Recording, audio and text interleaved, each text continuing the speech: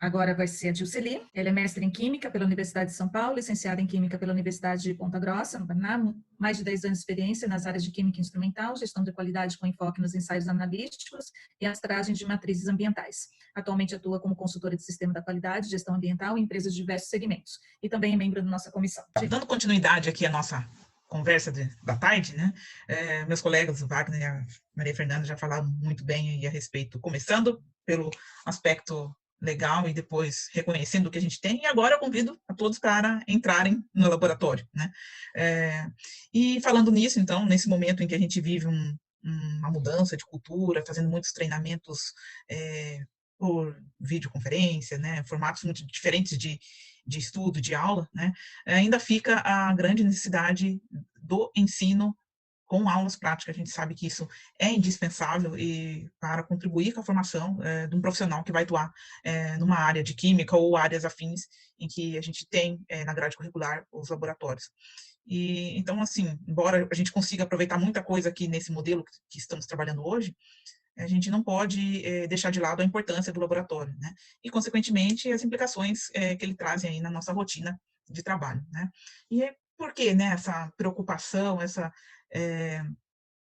que a gente veio falar essa tarde aqui a respeito disso, né? A gente vê que, na verdade, os laboratórios geram aí, né, seja o laboratório de química, como eu falei aqui, mas outros laboratórios também relacionados, geram alguns resíduos, sim, né, resíduos variados. E qual que é o grande problema disso? Normalmente temos pequenas quantidades desses resíduos, com uma diversidade imensa, e fica aquela situação, né? Como vou resolver? Temos sempre múltiplas escolhas. Então, consigo aproveitar, vou destinar, para onde vou destinar? Fica essa necessidade de pensar o que fazer, então, né? Então, eu trouxe hoje aqui alguns apontamentos que espero contribuir para aqui os participantes, pensando em como identifico isso dentro do meu laboratório e quais são as primeiras ações que eu penso lá no meu laboratório de ensino, no meu laboratório de pesquisa, seja de qualquer nível, desde o fundamental até uma pós-graduação, né? Então, o primeiro passo é a gente pensar em identificar o que temos lá dentro do laboratório. Quais são as principais fontes desses resíduos que a gente tem e que são esses resíduos que a gente fala tanto dos resíduos perigosos, né? Então, a gente vê, temos resíduos perigosos desde um processo lá de um exemplo prático, de uma separação de líquido-líquido, em que você usa um solvente orgânico. Temos reações diversas em que tem processo de digestão, usa ácido, então usei um ácido nítrico, usei um ácido clorídrico, sim, fiquei com um resíduo perigoso, porque se eu peguei um ácido, diluí um pouco, tem uma solução ácida, com pH menor que 2,5, tem um resíduo perigoso. Depois temos aí diversas reações e até titulações que são utilizadas por ser tão bonitos, didaticamente falando, né? Coloridos, mas tem lá no meio alguns metais, que são aqueles complexos com metais pesados. Então, o que fazer com essas soluções, com esses metais pesados? É pouquinho, é só um tubinho de ensaio, mas, poxa, é metal pesado. Então, esse tratamento que a gente tem que dar para isso. E outros exemplos, destilações com solventes, e o nosso grande vilão, que a gente tem aqui em quase todos os laboratórios que a gente pensa na área de ensino, produtos químicos vencidos. Então, temos aí desde um solvente que compramos uma quantidade errada e ficou lá estocada, ou aqueles armários bonitos que está lá no final do corredor, que alguém herdou, e quando você chega na instituição, se torna responsável por isso, aparece lá os frascos, aquele armário de madeira bonito, com aquele aroma bonito, né, que quando você abre, você não consegue definir o que vai fazer com aquilo. De uma forma geral, todos esses são resíduos perigosos, e todos esses a gente tem que pensar em como será destinado, e qual a segregação, e qual o caminho que você vai trilhar para fazer a destinação adequada para isso. Pensando nisso, então, a gente tem que criar a rota de como isso está sendo gerado na instituição, né? Onde eu estou gerando? Estou deixando o produto vencer, herdei produtos vencidos, estou gerando esses resíduos durante o processo de ensino e de pesquisa, e como que eu estou armazenando isso até que chegue o momento da destinação adequada, né? O primeiro caminho é a gente ir levantando essas rotas e vendo o que a gente tem, né? Feito isso, a gente começa a pensar no quê? Pensar em criar um inventário de resíduo, né? Então, assim, a primeira coisa que a gente tem que pensar é em reconhecer os próprios resíduos que estão dentro da sua instituição, catalogá-los. E aí, aqui, gente, não se preocupe, né? Que a gente olha a palavra inventário para dar aquela impressão que eu vou ter que criar algo novo, muito difícil. É uma tabela Excel. A gente começa com uma tabelinha Excel básica, com nome, quantidade e unidade que você está usando para fazer essa medição aí. A partir desse momento que faz esse primeiro inventário, que é uma coisa bem simples, aí sim a gente começa a pensar de onde está sendo gerado esse resíduo, pensar em propostas de redução da escala do experimento, redução da quantidade que está comprando, para, de fato, minimizar esses resíduos gerados dentro da instituição. Gerar as separações necessárias, né? Porque se eu tenho aqui um inventário que me diz que eu tenho diversos produtos químicos, orgânico, inorgânico, oxidante, redutores, sólidos, líquidos, e aí vamos segregar. O que eu posso colocar com o quê? Como eu vou condicionar isso daqui? Né? Pensando nisso, vou citar um número de uma NBR aqui, que é bem importante, né? Porque, vamos pensar, se eu misturei A com B, gerei, então, o meu novo produto, o meu resíduo.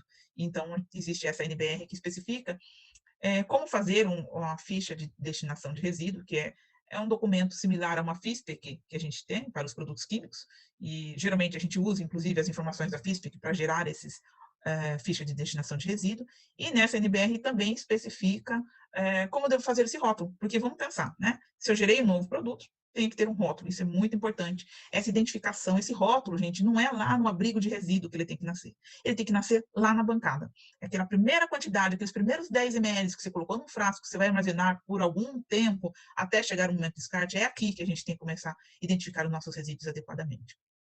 E, se possível, a gente vai pensar em opções de tratamento e esse armazenamento até o momento do descarte final.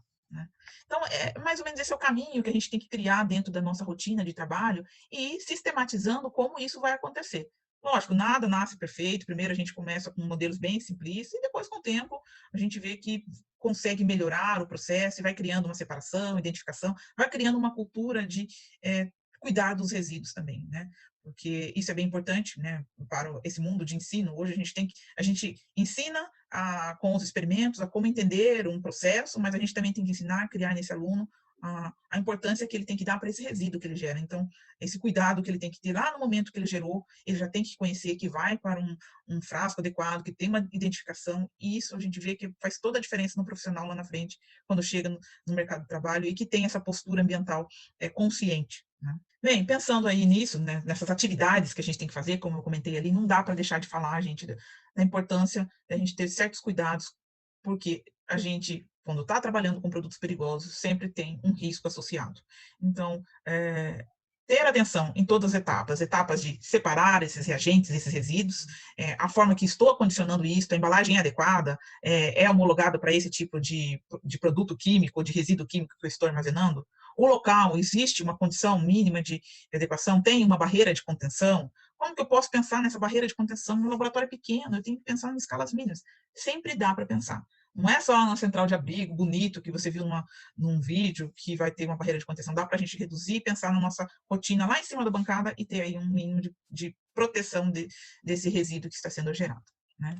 Então, pensando nisso, a Maria Fernanda já esgotou bem esse assunto aqui, né? Só trago aqui para a gente relembrar, porque quando a gente está aqui dentro do nosso laboratório, nós estamos dentro do laboratório agora, a gente pensa muito lá nesses produtos químicos, né? Que são os nossos resíduos perigosos das reações que a gente está gerando. Mas a gente também pode gerar outras coisas ali dentro, né? E que vai para fora do nosso laboratório. Então, temos que nos preocupar com os frascos dos reagentes perigosos, porque eles também são produtos perigosos. Temos que nos preocupar em segregar, porque a partir do momento que eu misturo o que é reciclável com um resíduo perigoso, eu estou fazendo com que tudo isso daqui se torne perigoso. E também temos que pensar que a pia não é uma forma de tratamento, né? Então, não podemos pegar os nossos resíduos e fazer de conta, opa, foi sem querer 10 ml para a pia. Né? Esses efluentes que a gente gera tem que ter todo um cuidado, tem que atender uma legislação. Então, se a instituição, mesmo que ela tenha uma estação de tratamento, a gente tem que avaliar se a forma adequada de levar isso até a estação de tratamento, geralmente não é através da rede de esgoto. Né? E outro ponto aqui importante, gente, quando a gente pensa em resíduos infectantes. E quando a gente pensa em resíduo infectante, a gente pensa naquela coisa de um hospital, de um laboratório de análises clínicas, alguma coisa grande que gera muito resíduo infectante. Lógico, esses são os grandes geradores. Mas, se você tem um pequeno laboratório de microbiologia, que faz uma análise de coliformes, se você tem lá algum experimento com animais, você também vai gerar resíduos infectantes. Então, tem que ter esse cuidado dessa destinação, porque esse aqui também é um resíduo perigoso e com especificações específicas, como o Wagner já comentou um pouco mais cedo com vocês. Né? Reconhecido isso, e focando aqui no nosso resíduo perigoso, que são os produtos químicos vencidos, as nossas reações com os diversos solventes, metais pesados e tudo mais, e as nossas embalagens que a gente gera, vamos continuar pensando nisso e como que eu vou segregar e como que eu vou organizar isso dentro do meu laboratório. Então, assim, lá no teu inventário, você já identificou todos os nomes. Agora a gente começa a pensar em criar classes de como vou separar isso, né? Porque pode ser que você chegue à conclusão, depois de classificar, que todos os resíduos terão o mesmo destino. Mas mesmo assim, não quer dizer que eles vão todos na mesma embalagem, né? Mesmo que tenham o mesmo destino, a gente deve ter embalagens e segregações para que a gente tenha uma gestão dentro da instituição segura e uma gestão segura também lá no transporte até a destruição final do resíduo, né? Então, a gente cria algumas classes. Aqui eu vou trazer alguns exemplos que podem ser utilizados. Às vezes vocês podem pensar em um modelo, ou em mais de um, ou em todos aqui e usar todos de uma vez só, né? Então, depende da complexidade do que a gente tem, é o que a gente vai separar. A gente usa geralmente o quê? Esses itens que eu coloquei aqui para vocês. Estado físico, características físico-químicas, periculosidade, compatibilidade e a destinação final. Ah, mas como assim? Não estou conseguindo enxergar. Então, tá, vamos tentar fazer uma coisa mais visual, né? Então, pensando lá, tem o meu resíduo. Quando eu falo de separar em destinação, estou pensando aqui, resíduo não perigoso e resíduo perigoso. A gente comentou lá, os recicláveis, que eu consigo ter, porque são as caixas de papelão, que vem meus reagentes, alguma coisa assim. E os resíduos perigosos, que são os meus solventes, as minhas reações, as próprias embalagens. Pensando aqui no resíduo perigoso, o que mais? Como que a gente pode ir abrindo essa separação, né? Estado físico, então separa em sólido e líquido. Pensando ainda um pouco mais no detalhe. Se eu estou aqui dentro do líquido, o que eu consigo separar? Consigo separar um ácido, um solvente organoclorado, um oxidante. Então, aqui eu trouxe alguns exemplos para vocês. E aí, o caminho exato que vai seguir aqui vai mudar de instituição para instituição, pensando sempre no que você tem lá dentro de resíduo. Outra forma da gente avaliar essa separação dos resíduos que estão aí dentro do laboratório, ou que a gente está gerando dentro do laboratório, é pensar na incompatibilidade química. Então, pensando nesse aspecto, eu posso pensar em orgânico com inorgânico. Dentro do orgânico, eu posso pensar em solvente, peróxido, pesticidas. Dentro do inorgânico, eu posso pensar em ácido base, em metais pesados, oxidante. E aí surgem diversas classes, né?